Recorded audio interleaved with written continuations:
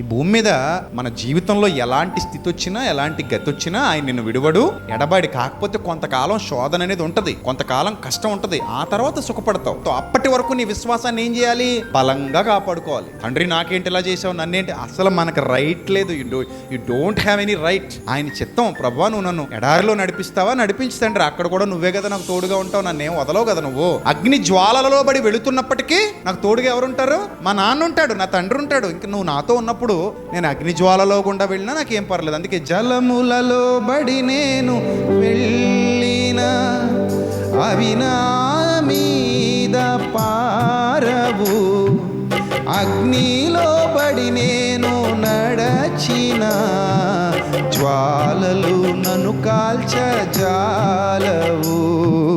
నేను వెళ్ళే మార్గము నా యేసుకే తెలియును. శోధింపబడిన మీదట నేను సువర్ణమై మారెదను.